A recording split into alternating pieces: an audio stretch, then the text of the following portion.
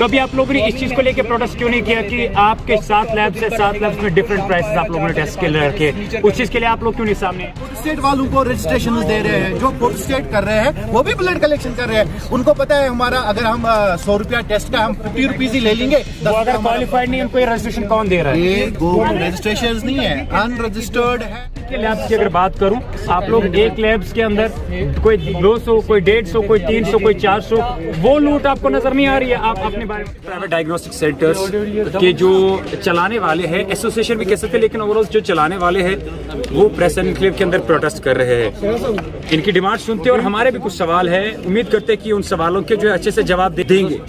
सबसे पहले सर आपका वेलकम करते हैं। प्रोटेस्ट किस चीज़ के लिए था, मुख्तसर बता दीजिएगा। सबसे पहले मैं आपका शुक्रिया अदा करता हूँ कि आपने यहाँ पर अपना वक्त निकाल के यहाँ पर आए हैं। जो हमारा आज का प्रोटेस्ट है, ये प्रोटेस्ट है कि रिसेंटली हर एक डिस्ट्रिक्ट में एक ऑर्डर सर्कुलेट किया गया है। जब से हमारा ये जो स्टेट है वो यूपी में कन्वर्ट हुआ है, उसी टाइम पे ये ऑर्डर हुआ था, लेकिन अब फोर्सफुली ये ऑर्डर फिर से एक बारी फिर से हर एक डिस्ट्रिक्ट में लागू किया गया है कि आप विदिन 7 डेज जो है ये रजिस्ट्रेशन के जो नॉर्म्स है वो पूरी कर दीजिए। लेकिन यहाँ पर मसला ये है कि जो स्पेशलाइज्ड लैब्स हैं उनमें कोई भी परेशानी नहीं है, जो हाई एंड लैब्स हैं उनमें कोई परेशानी नहीं है। लेकिन अब जो हमारी जनरल लैब्स, छोटी छोटी लैब्स जो है, उसमें क्या हो रहा है, उसमें सबसे इम्पोर्टेंट चीज़ है कि वहाँ पर एक टेक्नीशियन होता है। टेक्नीशियन का काम है जिन्होंने डिप्लोमा किया हुआ है, जिन्होंने BSc किया हुआ है, जिन्होंने इवन MSc किया हुआ है, इनफैक्ट आधे PhD वाले भी है। तो मुझे ये बताइए कि अगर आप एक MBBS डॉक्टर को वहाँ पर ला रहे हैं एक सिर्फ सिग्नेचर अथॉरिटी के लिए, वो वहां पर उनको चार्ज करेगा, वो तो मुफ्त में सिग्नेचर कोई नहीं देगा।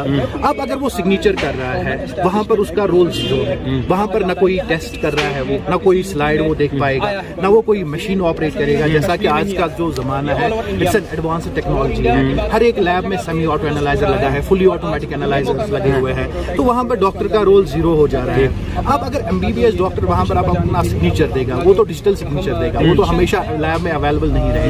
अब अगर कोई एरर आ रहा है तो who is going to be the responsible? That means आप एक डॉक्टर पे भी पैर पे कुल्हाड़ी मार रहे हैं। उसको पता ही नहीं है कि मुझे टेस्ट कैसे देखना है, मुझे रीडिंग्स क्या देखनी है, इसमें इंटरप्रिटेशन क्या आ रहा है, इसमें वेरिएशंस कहाँ पर है, कंट्रोलर्स कैसे रन। ये मुझे एक चीज आप डिफरेंस कराइए, जो आपने कहा हाई अथेंटिक लैब्स और जनरल लैब्स जिनके आप अभी है, आपके जनरल लैब्स के अंदर कौन से ऐसे टेस्ट होते हैं जो मेजर टेस्ट? जो सिंपल से जनरल लैब्स जो हमारी ऑथराइज है वो बायोकेमिस्ट्री टेस्ट करते हैं, हेमेटोलॉजी टेस्ट करते हैं, लाइक CBC करते हैं, AFT LFT करते हैं, लिपिड प्रोफाइल करते हैं, सोडियम पोटेशियम करते हैं। हाई एंड इन्वेस्टिगेशंस वो ऑथराइज नहीं है, like thyroid investigation, cancer markers, tumour markers, उसमें वहां पर या तो PhD स्कॉलर होना चाहिए, उसके साथ क्या बोलते हैं उसको पैथोलॉजिस्ट होना चाहिए, जो MD पैथोलॉजिस्ट होता है, जिन्होंने वो पढ़ा होता है, जो उसी चीज के लिए है। स्लाइड्स देखेंगे, वो टिश्यू कल्चर्स, टिश्यू कटिंग जो होती है, जो बायोप्सीज हमारी होती है, FNACs होती है, फाइन नीडल एस्पिरेशन होती है, वो वहां पर देखने के लिए। चलिए ठीक है, ये मैं मानता हूँ आपकी जो डिमांड्स है वो जेन्युइन है, जिस चीज को लेकर आप बात कर रहे हैं। कभी आप लोगों ने इस चीज को लेकर प्रोटेस्ट क्यों नहीं किया कि आपके 7 लैब्स है, 7 लैब्स में डिफरेंट प्राइसेस आप लोगों ने टेस्ट के लिए रखे? उस चीज के लिए आप लोग क्यों नहीं सामने हैं? आज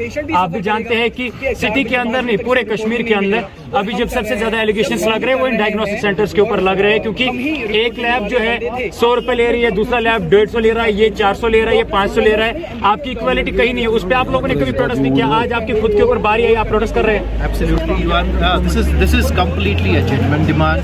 और यहाँ पर मैं आपको ये बताना चाहता हूँ, पहले हमें ये समझना है कि आप किस लैब पे टेस्ट कराने जा रहे हो। ये सीधी सी बात आप कह रहे हैं कि अगर आप वही टेस्ट जो यहाँ पर आप CBC में पे कर रहे हैं 200 रुपीज, जो सबसे हाई एंड लैब भी होगी वो 250 रुपीज ले रही होगी CBC के लिए, सिंपल सा एक टेस्ट ले लेते हैं। वही CBC आप किसी और UT में जाके करेंगे तो वहां पर 1000 रुपया लेते हैं। क्यों? वहां पर उनका स्टैंडर्ड वैसा है, उनका स्टैंडर्ड ऑफ लिविंग वैसा है। वहां पर हर एक पेशेंट जो है स्टैंडर्ड क्या, मेरी बात सुने पहले, क्योंकि ये सवाल जो है लगातार लोगों की तरफ से आ रहे हैं। आज तो हर कोई टेस्ट जो है वो बाहर, मतलब हॉस्पिटल के अंदर कम और डायग्नोस्टिक सेंटर्स में ज्यादा हो रहे हैं। अभी आप स्टैंडर्ड्स को साइड में रख के ये मुझे बताइए कि क्या कोई फिक्स्ड प्राइस आप लोगों के इन टेस्ट के लिए रखा गया है कि अभी जो मैं आप ही के लैब्स की अगर बात करूं, आप लोग एक लैब्स के अंदर कोई 200, कोई 150, कोई 300, कोई 400, वो लूट आपको नजर नहीं आ रही है? आप अपने बारे में मैं आपको बता रहा हूँ, इसमें सिंपल सी बात है। यहाँ पर जब से हम यूटी बने हुए हैं, जब से एक कॉर्पोरेट यहाँ पर शिफ्ट हो गया है, बाहर वाली लैब्स आ गई हैं। जो बाहर वाली लैब्स सिंपल से 1 रुपये या 50 पैसे के मार्जिन पे टेस्ट यहाँ पर ले रहे हैं। अब जो हमारी कश्मीर वाली लैब्स है, जो जिनको यहाँ पर रोजगार चल रहा है, उनमें हमारा पहले से ही एक डायग्नोस्टिक जो हमारा प्राइवेट डायग्नोस्टिक सेंटर्स एसोसिएशन का रेट लिस्ट है, हर एक लैब में लगा हुआ है। सवाल ही पैदा नहीं होता है कि कोई उससे ज्यादा चार्ज करेगा। आप सही ले रहे हैं, आप उस चीज को लेके प्रोटेस्ट करने क्यों नहीं आए? जिस चीज अगर आपको लग रहा है कोई और लेब ले रही है, अब अभी आप डॉक्टर के लिए आए हैं, ठीक है, उन लोगों के लिए प्रोटेस्ट करने क्यों नहीं आए कि हमारा वहाँ पे आपको नहीं लगता कि आप लोग डिफेम हो रहे हैं?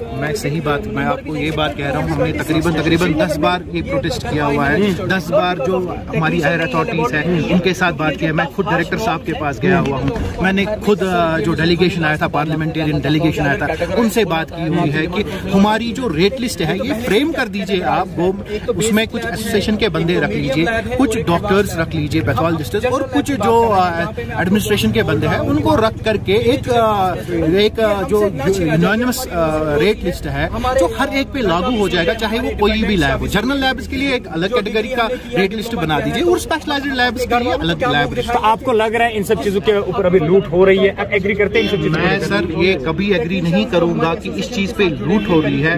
मुझे आप एक पर्सन लाके दे दीजिए जहां पर सीबीसी को 300 रुपया लिया होगा। आज तक मैं आपका यही पर प्रोटेस्ट, सवाल ही नहीं है कि रेट लिस्ट से ज्यादा कोई लेगा, रेट लिस्ट से कम ले लेंगे। अब ये कंफ्यूजन कहां पर हो रहा है? कंफ्यूजन ये हो रहा है कि यहाँ पर जो हमारी अथॉरिटीज है वो सोई हुई है। वो जो हमारी फॉर एग्जांपल फार्मेसीज है, फार्मेसीज पे ब्लड कलेक्शन हो रही है, वो फार्मासिस्ट ब्लड कलेक्शन कर रहे हैं। आप फोटोस्टेट वालों को रजिस्ट्रेशन दे रहे हैं, जो फोटोस्टेट कर रहे हैं वो भी ब्लड कलेक्शन कर रहे हैं। उनको पता है हमारा अगर हम 100 रुपया टेस्ट का हम 50 रुपीज ही ले लेंगे। अगर क्वालिफाइड नहीं, उनको रजिस्ट्रेशन कौन दे रहा है? ये गवर्नमेंट रजिस्ट्रेशन नहीं है, अनरजिस्टर्ड है, अनएथिकली चला रहे हैं। मैंने ये 1000 बार बोला है। जो ड्रग लाइसेंस अथॉरिटी है उनके वहां पर फार्मेसीज, मैं आपको 100 एग्जाम्पल्स दूंगा कि फार्मेसीज वाले सैंपल्स ले रहे हैं, वो विद प्रूफ के बगैर बात नहीं कर रहे हैं। जो फार्मेसी सिर्फ दवाई भेजने के लिए वहां पर अब वो भी सैंपल्स टेस्ट नहीं कर रहे हैं। सैंपल्स KFT का ही ले लीजिए।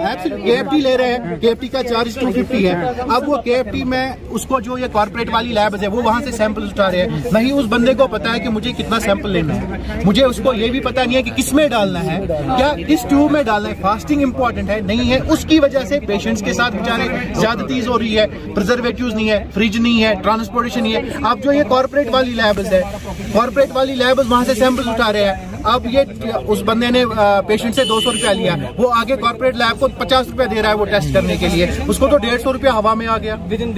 अब वो भी हमारी ही लैब्स के ऊपर चढ़ गया है और पेशेंट बेचारियों के साथ ज्यादती हो रही है। और जो प्रोफेशनल्स है, मुझे ये बताइए खुदारा सर, आपने भी ग्रेजुएशन की होगी, आपने भी MSc की होगी, मुझे ये बताइए कि लैब के साथ ही क्यों, जब लैब में आप MLTs करवा रहे हो तो ये कोर्सेज बंद करो ना। अगर ये डॉक्टर्स को ये लैब चलानी है तो बंद कर दो। नर्सेज भी इसमें डाल रहे हैं आप PhD वालों को भी ये भी नहीं बोल रहे, PhD वालों को भी कोई वैल्यू नहीं है। जो स्कॉलर्स होते हैं, जो MBBS डॉक्टर्स को पढ़ाते हैं, उनको भी बेचारों को सिग्नेचर अथॉरिटीज दे रहे हैं। हद है यार। तो हमने बात की, कंफ्यूजन जो था वो हमने इनसे सवालात पूछे। उम्मीद करते कि हर एक सवालात के जवाब अच्छे से दे पाए हो।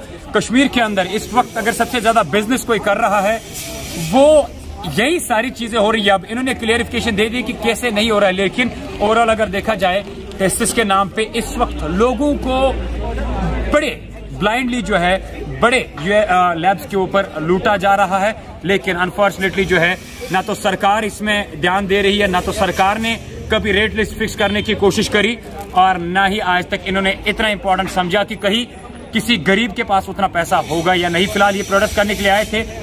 इनकी डिमांड ये थी कि हम डॉक्टर को एफोर्ड नहीं कर पाएंगे। अब आगे इसमें क्या कुछ सामने आता है वो भी हम सबसे पहले आप तक पहुंचाने की कोशिश करेंगे। लेकिन ये वाज़ेह रहे जो इस वक्त जमीनी सतह पे हो रहा है कि अब लोग जो है अस्पतालों के अंदर टेस्ट कम और डायग्नोस्टिक लैब्स के ऊपर जो है ज्यादा हो रहे हैं, लेकिन उसमें कोई रेट जो है गवर्नमेंट की तरफ से फ्रेम नहीं की गई है, जिसकी वजह से जिसका जो मन करे वो हो रहा है। क्लियरिफिकेशन जो इन्होंने दे दी, आगे भी जम्मू कश्मीर के हवाले से आप तक सबसे पहले अपडेट पहुंचाने की कोशिश करेंगे। तब तक के लिए आप मुझे और मेरे कैमरामैन हामिद तफसीफ को दीजिए इजाजत। अल्लाह हाफिज, अल्लाह ने के बाद।